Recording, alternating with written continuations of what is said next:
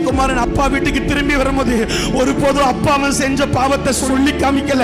பொல்லாத மனுஷனாகி அவனே தன்னுடைய பிள்ளையுடைய பழைய பாவத்தை சொல்லி காமிக்கலன்னா இவர் ராஜாதி ராஜா, இவர் கச்சாதி கச்சர், இவர் வாலிபர்களை மீட்க வாலிபத்தின் ரத்தத்தை சிந்தினார். ஒருவேளை ஏதேன் தோட்டத்தில் ஏசப்பா சின்ன பையனை உருவாக்கி இருக்கலாம், ஆனா ஏதேன் தோட்டத்தில் இயேசு வாலிபனை உருவாக்கினார். இயேசு வாலிபனை உருவாக்கினார். இயேசு இந்த உலகத்தில் பிதாவாகிய தேவன் இந்த உலகத்தில் ஒரு மனுஷனை உருவாக்கும் போது அவனை சின்ன பையனா உருவாக்கல, அவனை ஒரு இளம் வாலிபனாய் உருவாக்கினார். இயேசு மரிக்கும் பொழுது 45 வயசு கிழவனா மரிக்கலை, 33 வயது இளம் வாலிபனை மரித்து போனா. அப்படின்னா என்ன அர்த்தம்? ஆண்டவருக்கு வாலிபர்கள் தேவை.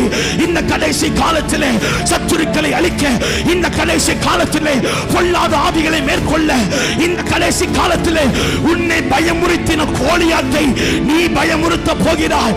உன்னை பயமுறுத்தின பார்வோனை நீ பயமுறுத்த போகிறாய். கையை தட்டுங்க, வாயை திறங்க, பக்கத்துல ஃப்ரெண்ட்ஸ் பார்க்காதீங்க. நீ கையை தட்டி இயேசுவிட கேளு, எனக்கு ஒரு டிவைன் என்கவுண்டர் உண்டாகட்டும், எனக்கு ஒரு டிவைன் என்கவுண்டர் உண்டாகட்டும். யாத்திராகமம் 2ல மோசேக்கு ஒரு டிவைன் என்கவுண்டர். ஓரேத் என்கிற தேவ பர்வதத்தில் இந்த வார்த்தையை சொல்லு, எனக்கு ஒரு பரலோக சந்திப்பு வரட்டும்.